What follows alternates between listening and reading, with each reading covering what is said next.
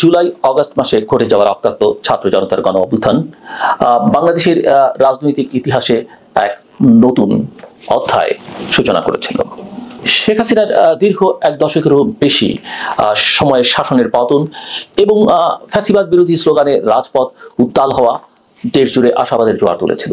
সেই পরিবর্তনের ধারাবাহিকতায় অন্তর্বর্তী সরকার গঠিত হয়, যার নেতৃত্বে আসেন নোবেলজয়ী অধ্যাপক মোহাম্মদ ইউনূস।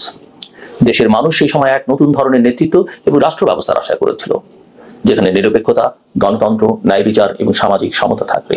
কিন্তু সরকারের 9.5 মাসের মাথায় স্পষ্ট হয়ে উঠেছে যে এই উচ্চাশা এবং প্রত্যাশার সাথে বাস্তবতার ফারাক দিন দিন বেড়েছে।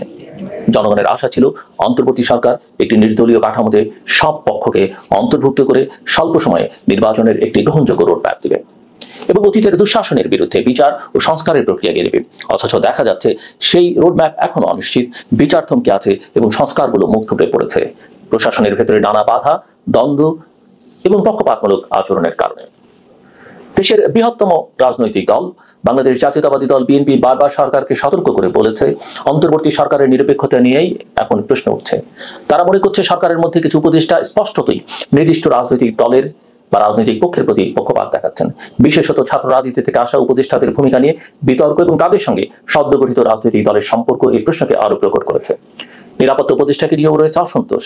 একইভাবে সরকারের কিছু দীর্ঘমেয়াদী নীতি নির্ধারণী সিদ্ধান্ত, যেমন রাখাইন করিডোর বা চট্টগ্রাম বন্দর ব্যবস্থাপনা, নির্বাচিত সরকারের বাইরে কোনো অস্থায়ী সরকার নিতে পারে কিনা তা নিয়েও জনমনে গভীর সংশয় তৈরি হয়েছে। অন্যদিকে সামরিক বাহিনীর সঙ্গেও সরকারের সম্পর্ক নিয়ে সৃষ্টি হয়েছে এক ধরনের দ্বিধা এবং বিভ্রান্তি। সেনাপ্রধানের বক্তব্য এবং সরকারের সঙ্গে তার দূরত্ব নিয়ে সামাজিক মাধ্যমে যেমন আলোচনা হয়েছে, তেমনি সেনাবাহিনীর পক্ষ থেকে তা খণ্ডনও করা হয়েছে।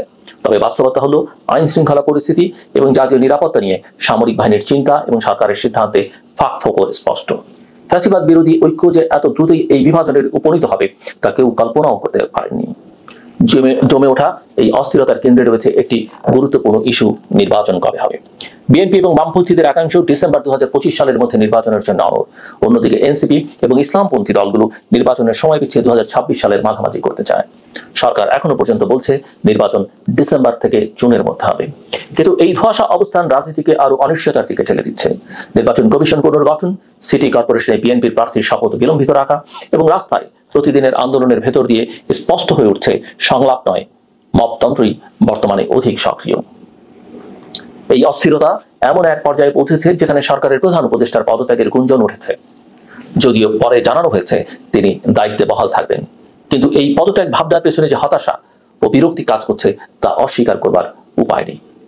অভ্যুত্থানের মাধ্যমে দায়িত্ব নেওয়া ইউনূস এখন নিজেকে প্রায় অসহায় বোধ করছেন, কারণ সরকার গঠনের সময় যে জাতীয় ঐক্য এবং সহযোগিতার প্রতিশ্রুতি ছিল তা আজ ভেঙে পড়েছে। রাজনৈতিক দল, প্রশাসন, সামরিক বাহিনী সব পক্ষের সঙ্গে তার দূরত্ব বেড়েছে। এমনকি সরকার সমর্থক ছাত্র সংগঠন এনসিপির সঙ্গে সরকারের সম্পর্ক এখন পক্ষপাত দুষ্ট মনে করা হচ্ছে। একই সঙ্গে সামাজিক মিডিয়ায়, রাজপথে এবং সংবাদ সম্মেলনে যেভাবে বিতর্কিত উপদেষ্টাদের পদত্যাগের দাবি উঠছে তা সরকারের ভাবমূর্তিকে হুমকির মুখে ফেলেছে।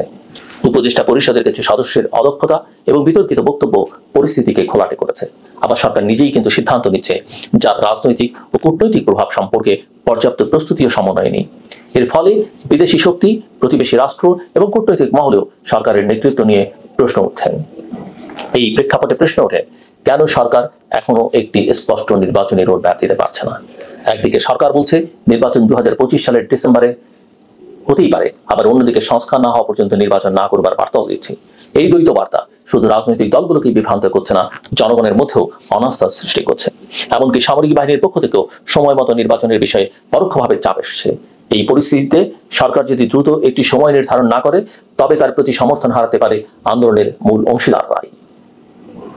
অন্তর্বর্তী সরকারের কাজ হওয়া উচিত ছিল সকল পক্ষের সঙ্গে আলোচনার মাধ্যমে একটি গ্রহণযোগ্য নির্বাচনের পথ তৈরি করা, কিন্তু বর্তমানে দেখা যাচ্ছে সরকার বরং সংযত ও প্রতিযোগিতার একটি পরিবেশ তৈরি করছে, যেখানে কেউ কাউকে বিশ্বাস করছে না এবং সকল পক্ষই নিজ নিজ অবস্থানে অনড়। এর ফলে জাতীয় ঐক্য একটি ফাঁপা ধারণায় পরিণত হয়েছে। সরকারের এই সংকট ব্যবস্থাপনার ব্যর্থতা সবচেয়ে বেশি প্রকাশ পেয়েছে ইশরাক হোসেনের মেয়র পদ সংক্রান্ত ইস্যুতে। আদালতের রায় পাওয়ার পরেও তার শপথ বিলম্বিত করা হয়েছে, যা আইনের শাসনের প্রতি সরকারের প্রতিশ্রুতির সঙ্গে সাংঘর্ষিক। একইভাবে সেনাপ্রধানের বক্তব্য নিয়ে সরকারি মহলের বিভ্রান্তিকর প্রতিক্রিয়া, সামাজিক মাধ্যমে সরকারি কর্মকর্তাদের অপ্রয়োজনীয় মন্তব্য সবকিছুই সরকারের দিশাহীনতা এবং নেতৃত্বের সংকটকে উন্মোচন করে। একই সময় সেনাবাহিনী এবং সরকারের মধ্যে দূরত্ব কমেছে বলে জানানো হলেও রাজনৈতিক বিশ্লেষকরা এটিকে পুরোপুরি সংকট নিরসন বলতে রাজি নন। বরং তারা মনে করছেন সরকারের অবস্থান পরিষ্কার না হওয়া এবং রাজনৈতিক দলগুলোর দাবির প্রতি দৃশ্যমান প্রতিক্রিয়া না দেওয়া সংকটকে দীর্ঘতর করতে পারে। দেশের সাম্প্রতিক ঘটনাগুলো বিশ্লেষণ করলে দেখা যায় এই সরকার এখন কেবল জনসমর্থন নয়, প্রশাসনিক ও নিরাপত্তা কাঠামোর সমন্বয়ও ব্যর্থ হচ্ছে। এই মুহূর্তে একমাত্র কার্যকর পথ হতে পারে তড়িৎ একটি নির্বাচনের রোডম্যাপ ঘোষণা, উপদেষ্টা পরিষদের পুনর্গঠন এবং অতি সত্বর একটি সর্বদলীয় বৈঠকের মাধ্যমে রাজনৈতিক সমঝোতা। সরকারের হাতে এখনো কিছু আস্থা ও গ্রহণযোগ্যতা আছে, কিন্তু যদি এই মুহূর্তে সঠিক সিদ্ধান্ত না নেওয়া হয় তবে সেই আস্থা ভেঙে পড়বে এবং দেশ আবার অস্থিরতা, অনিশ্চয়তা এবং দ্বন্দ্বের কুয়াশায় ঢেকে যাবে। প্রফেসর ডক্টর মোহাম্মদ ইউনূস একজন সম্মানিত আন্তর্জাতিক ব্যক্তিত্ব, যিনি শান্তি ও সামাজিক ব্যবসার ধারণা দিয়ে বিশ্বজুড়ে প্রশংসিত, কিন্তু তার শাসন ক্ষমতা এসে তার নেতৃত্বের কাঠামো এখন প্রশ্নবিদ্ধ। তিনি বারবার বলেছেন জুন 2026-এর পর তিনি আর থাকবেন না। তাহলে এখনই কেন সেই গন্তব্যের দিকে সুস্পষ্ট পদক্ষেপ নেওয়া হচ্ছে না? সরকার যদি মনে করে যে 6 মাস সময় নেওয়া লাগবে, তবে সেই সময়সীমার মধ্যে কি কি কাজ করবে তার তালিকা জনসমক্ষে প্রকাশ করলেই তো হয়। কিন্তু সেখানে অনিশ্চয়তা, গুজব, দ্বিধা এবং অস্বচ্ছতা রাজত্ব করছে। গণ অভ্যুত্থানের মধ্য দিয়ে জন্ম নেয়া এই সরকার আজ যদি জনগণের প্রত্যাশার প্রতিফলন ঘটাতে না পারে, তাহলে তা ইতিহাসে আরেকটি ব্যর্থ সম্ভাবনা হিসেবে চিহ্নিত হবে। অতএব এখনো সময় আছে। অন্তর্বর্তী সরকার যদি চায় তবে এখনো তারা জাতিকে একটি সুদৃঢ় ও গণতান্ত্রিক ভবিষ্যতের পথে এগিয়ে নিতে পারে। কিন্তু সে পথে যাত্রার জন্য এখন প্রয়োজন সাহস, দৃষ্টি এবং সিদ্ধান্ত, যা আর বিলম্ব করবার সুযোগ নেই। শেষ করবার আগে বলি, অন্যের সংস্কৃতিকে শ্রদ্ধা করবেন। একটা বিষয় আমাদের সবসময় মনে রাখা দরকার। আমরা যদি কোনো বাড়িতে যাই, সেই বাড়ির যে আচার আচরণ সেটাকে আমাদের রেসপেক্ট করতে হবে এবং সেটা মেনেই আমাদের আসলে চলতে হবে। আমরা বিদেশে গেলে বা ধরেন দেশের ভিতরে এক অঞ্চল থেকে আরেক অঞ্চলে গেলে এক অঞ্চলের সঙ্গে আরেক অঞ্চলের, এক দেশের সঙ্গে আরেক দেশের সংস্কৃতির কিন্তু পার্থক্য আছে। আচার ব্যবহার, কথাবার্তার ধরন ধারণ, নানান কৃষ্টি, নানান কিছুতে পার্থক্য রয়েছে। আপনি যেখানে যাবেন সেটাই মেনে চলবেন এবং এটাও মাথায় রাখতে হবে আমাদের যে আমার সংস্কৃতিতে যেটা খুবই উত্তম, অন্যের সংস্কৃতিতে সেটা খুবই খারাপ একটা বিষয় হতে পারে। আবার আমার সংস্কৃতিতে যেটা খুবই খারাপ, অন্যের সংস্কৃতির সেটা খুবই ভালো কিছু হতে পারে।